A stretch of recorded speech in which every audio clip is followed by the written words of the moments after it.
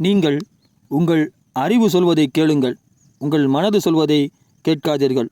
ஏனென்றால் உங்கள் மனதானது எப்பொழுதும் தான் சௌகரியமாயிருப்பதையே விரும்பும். உங்களுக்கு நன்மை நடக்கிறதோ தீமை நடக்கிறதோ அதை பற்றி அதற்கு கவலை இல்லை. அது தான் சௌகரியமாயிருக்கவே விரும்பும். அதனால் உங்கள் அறிவு சொல்வதை கேளுங்கள், உங்கள் மனது சொல்வதை கேட்காதீர்கள். நீங்கள் உங்களை ஒப்பு கொடுத்தால் ஒழிய உங்களை ஆள யாருக்கும் உரிமை இல்லை. உங்கள் இஷ்டப்படி என்ன வேண்டுமானாலும் செய்யும் சுயாதீன உரிமை உங்களுக்கு கொடுக்கப்பட்டுள்ளது. உங்களுக்கு ஏதேனின் வாழ்க்கை வேண்டுமா, இல்லை ஏதேனுக்கு விட்டு வெளியேயுள்ள வாழ்க்கை வேண்டுமா என்பதை நீங்கள்தான் தீர்மானிக்க வேண்டும்.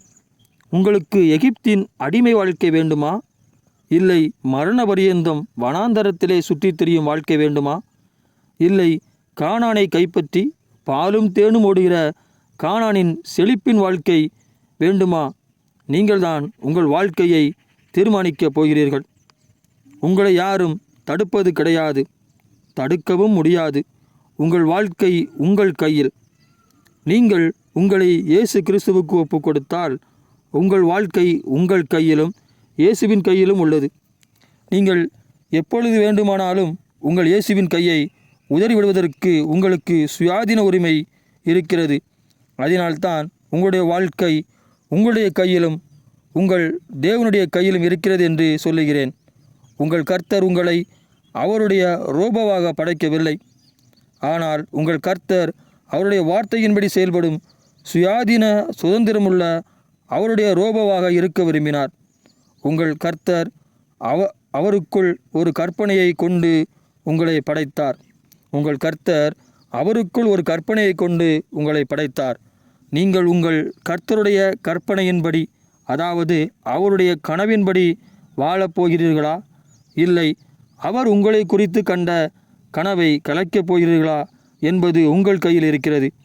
உங்கள் கர்த்தர் கற்பனை செய்து வைத்திருந்த அந்த சுயாதீன உரிமையுள்ள ரோபோவாக யாரும் இந்த உலகத்தில் வாழ முடியாது என்று நீங்கள் நினைப்பீர்களானால், இல்லை நீங்கள் சொல்வீர்களானால், உங்களுடைய கேள்வியின் விடையாகவே உங்கள் கர்த்தர் தம்முடைய குமாரனாகிய இயேசு கிறிஸ்து என்னும் மனிதனை இந்த பூமிக்கு இறங்கி வர பண்ணினார். இயேசு கிறிஸ்து பிதாவின் சாயல் எப்படி இருக்கும் என்பதை உங்கள் கண்களுக்கு காட்ட வந்தவர். நீங்கள் எப்படி படைக்கப்பட்டு இருக்கிறீர்கள், அவருடைய சாயலில் படைக்கப்பட்டு இருக்கிறீர்கள். இயேசு கிறிஸ்துதான் மண்ணிலே உருவாக்கிய மனிதனை பற்றிய உங்கள் கர்த்தருடைய கற்பனை உருவமாய் இருக்கிறது. இயேசு கிறிஸ்துதான் மண்ணிலே உருவாக்கிய மனிதனை பற்றிய உங்கள் கர்த்தருடைய கற்பனை உருவமாய் இருக்கிறது. உங்களால் முடியாததை செய்ய சொல்வதற்கு உங்கள் கர்த்தர் ஒன்றும் முட்டாள் அல்ல. அவர் ஒன்றும் கொடூரமான முதலாளியும் இல்லை என்பதை நீங்கள் அறிந்து கொள்ளுங்கள். உங்களால் செய்ய முடியாததை சொல்வதற்கு உங்கள் கர்த்தர் ஒன்றும் முட்டாள் அல்ல. அவர் ஒன்றும் கொடூரமான முதலாளியும் இல்லை என்பதை அறிந்து கொள்ளுங்கள். நீங்கள் உங்கள் கர்த்தருடைய கற்பனையின்படி வாழப்போகிறீர்களா, இல்லை உங்கள் கர்த்தர் உங்களை குறித்து கண்ட கனவை கலைக்கப் போகிறீர்களா என்பது உங்கள் கையில்தான் இருக்கிறது. உங்கள் அறிவு சொல்வதை கேட்கப் போகிறீர்களா, இல்லை உங்கள் மனது சொல்வதை கேட்கப் போகிறீர்களா?